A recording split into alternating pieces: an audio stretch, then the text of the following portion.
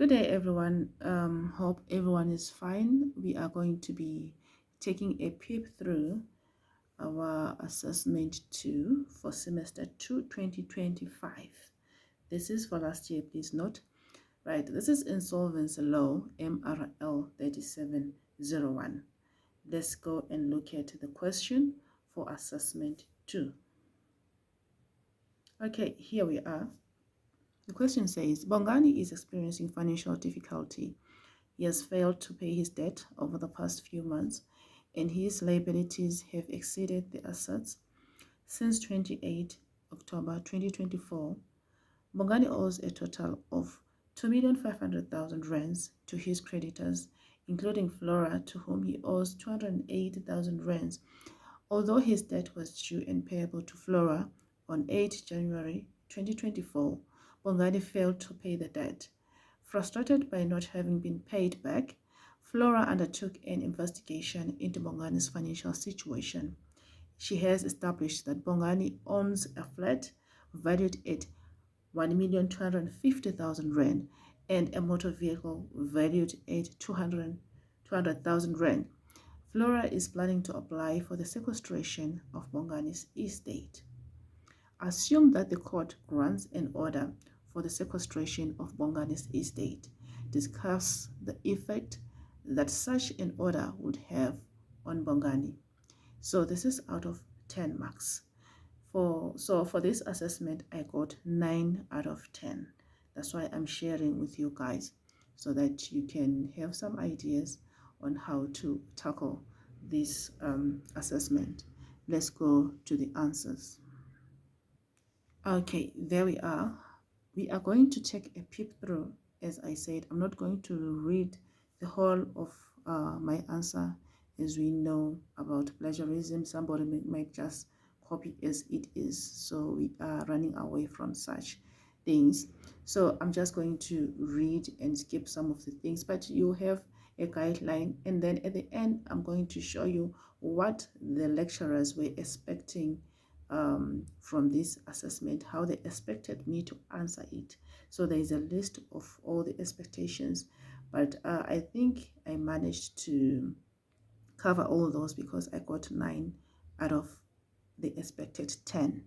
So for starters, we are going to count the marks so that you can see that this is not a waste of your time, so that you can get the assurance. I know you future lawyers, you need the evidence, right? So 1, 2, 3, I'm counting the marks. We are moving down. This is 1.5 pages, so 10 marks, 1.5 pages. That's what I did, right? 4 there,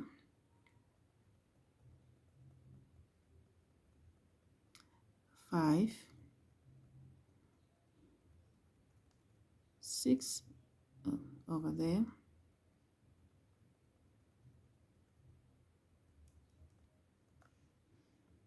'kay, let's try to move it stuck now, right? That is 7, 8. The last one is 9. So as you can see, it's 2 pages, but it's not a full 2 pages, maybe 1 and 3/4, 1.5, 1 3/4 there. So this was 9 out of 10, right? Before we read my assignment, we are going to check the list of the expectations from the lecturers. It is underneath the assignment. Okay, there we are. Your answer was expected to cover the following. It affects his property. Bongani is divested of his assets which vest in the master or trustee. It affects his contractual capacity. Bongani is able to conclude contracts but requires his trustees' consent to conclude contracts that adversely affect his estate. It affects his ability to earn a living. Bongani is free to follow any profession. Bongani requires his trustees' consent to carry his own business. or to be employed in any capacity in the business of a trader who is a general dealer or manufacturer, disqualified from certain positions. Example, cannot be a company director except with the court sleeve. So this was expected to be covered in my assessment. Okay, so as I said, I got 9 out of 10, which means I covered most of these expectations. Now let's go to the answers. We are going to peep through. I'll be reading here and there so that you see, you have the idea how to answer it. For referencing, I used in-text referencing because that is what was required. Okay, this is my answer. A debtor's estate is sequestrated when the debtor is declared insolvent.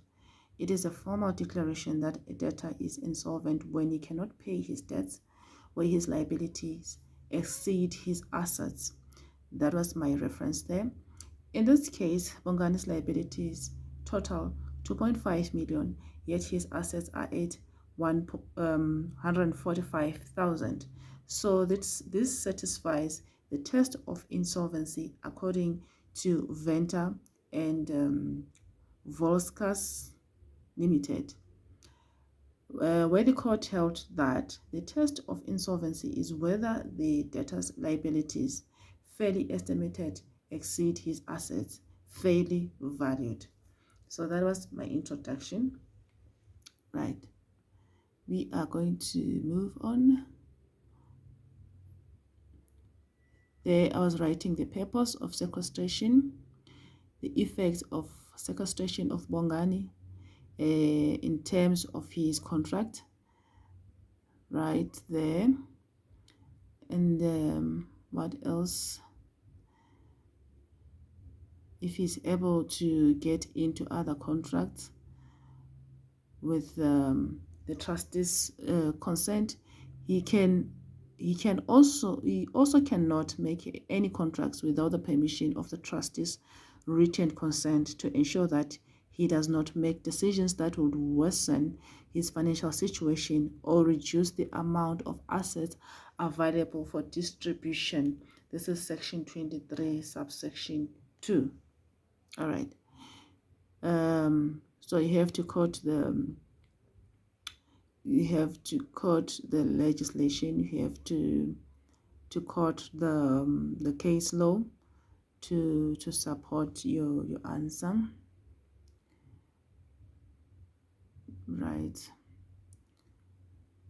Bongani is allowed to follow any profession or enter into any employment, and he can take whatever contracts are reasonably necessary for this purpose, but needs permission from the trustee before engaging in specific business activities. So if you look at the way I answered, it is according to what they were expecting, right? This is to support your answer when you reference the statute and then the case law as well. And then you're referencing, this is in-text referencing, whereby your reference is within the text and inside brackets. Right, what else can we mention there? The trustee has the authority to make decisions about the administration of the estate. Bring an action to a magistrate's court, he would be obliged to give security for costs. If he cannot, the action may be dismissed. Right. And then sequestration also affects an insolvent in terms of holding office positions. Bongani will be disqualified from holding certain positions in 133 statutory councils, boards, or bodies. He cannot be appointed as a trustee in any insolvent estate. Okay, so as you can see, this is what I wrote.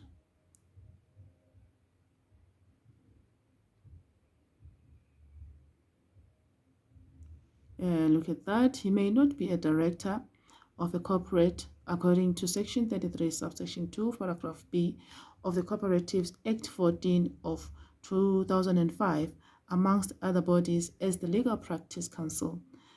Subsection 8 paragraph 2 subparagraph A, I think that is A. Oh no, not it's not A. Subsection A, subparagraph A and 11. So these are some of the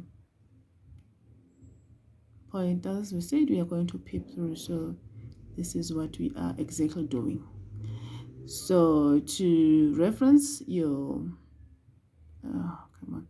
your textbook, this is how I reference the textbook. Smith here underneath, as you can see there, this is how you reference your textbook, right?